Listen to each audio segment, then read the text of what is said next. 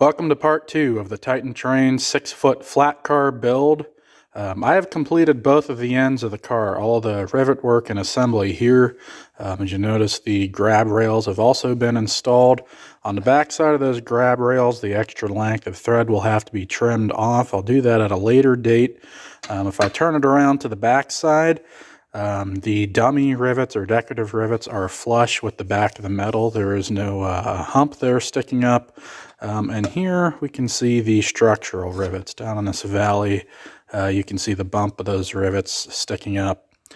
Pretty consistent head on those rivets. I'm happy what those turned out, but there was a bit of a learning curve, as these are some of the first rivets I have done, and with new tools.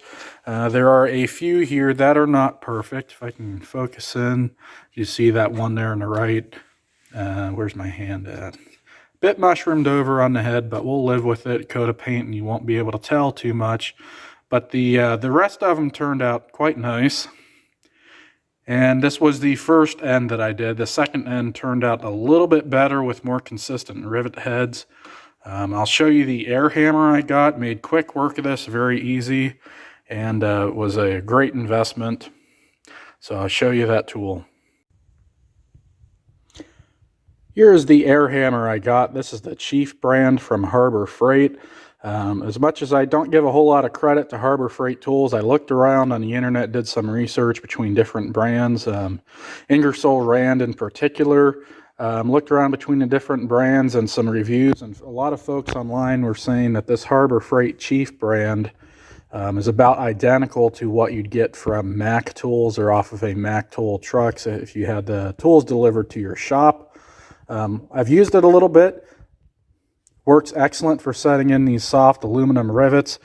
Pretty nice build and finish quality on it. I'm very happy with it. And it only ran about $50 there in comparison to Ingersoll Rand air hammer that I was looking at. A similar size was running at nearly $140, if I believe. I also added the air connection down on the end. Now this is a swiveling type, so you have about 60 degrees of movement there. If you don't have any of these on your air tools, I highly suggest you get them. Thank me later. Those are a marvelous thing to have. Just take some of the stress off of your air hose and at the angles that you're going at when this is going straight into a surface here. So air hammer about 50 bucks. About $3 for this fitting. A chisel set for $7. Some more of the spare chisels. And even got a tote bag too to put it all in, so hopefully it doesn't get lost. So, and I forgot a little thing of air tool oil.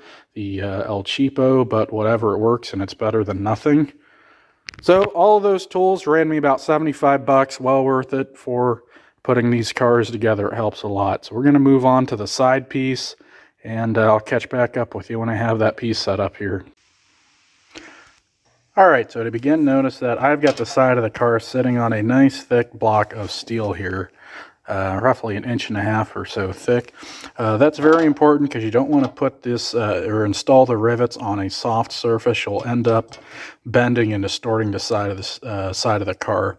Something this thick is not necessarily needed. But nevertheless, you want to do this on a hard surface, preferably steel. Now here's one of the dummy rivets or decorative rivets.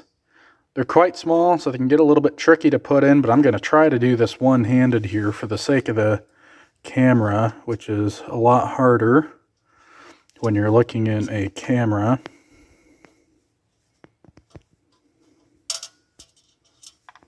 Well, drop that one. Let's try this again. Alright, let's try this again. Use my right hand this time. And that small rivet can start right into the hole. Just like so, lined up. I can come over with the air hammer. And what I didn't mention is that this Chief actually has some really impressive throttle control for the price that you paid for it. I do have it regulated down to about 80 psi. And with the touch of the hammer, or a touch of the trigger, that rivet can be set in there. Doesn't take much, just a couple of bops. And that rivet is set in flush to the surface.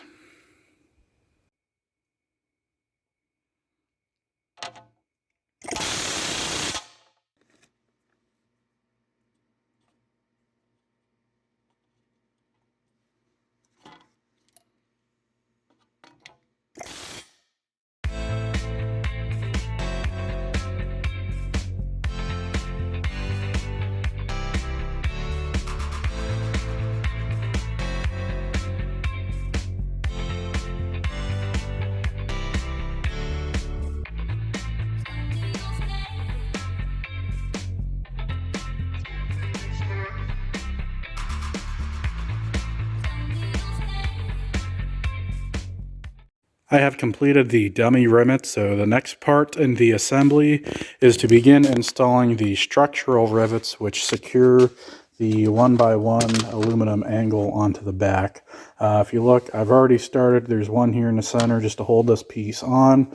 Before that one was installed, at each end, if I can talk tonight, at each end I secured a rivet in place. Did not hammer it down, but just put the rivet in the hole and held it in place with tape at each end of this piece so that I could get it nice and lined up and then go in and put that, secure that rivet in the center there. So when I do this, I'm going to work from the center out, and hopefully that will keep all of the holes from lining up nicely. To do these rivets, I'm going to, of course, have this piece upside down, or technically right side up. And I'll use the edge of this steel plate,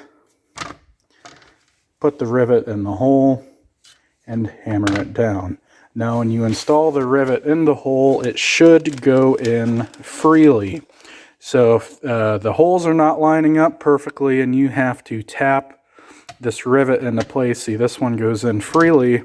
If the holes are not lining up perfectly, you're going to want to take a drill bit and drill them out so that they do. When they don't, your rivet will not seat quite as nice, and you'll often mushroom over the head on the top trying to get the rivet to seat correctly. Having trouble speaking tonight, so I'm going to continue on securing that piece on the back, and it'll be the same process for the other side of the car, which I will not show.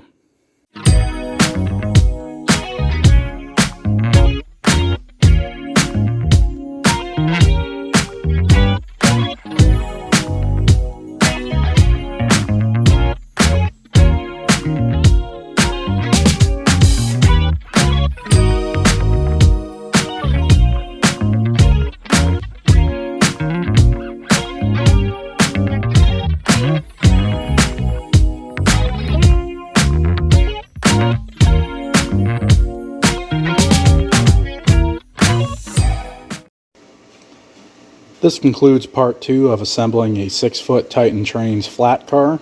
If you wish to see more, please consider subscribing to the channel so you see when future videos come out on this build. If you found this video enjoyable or you learned something from it, please consider pressing the like button. Thank you for watching, and I'll see you in part 3 where we begin to assemble the main components of the car.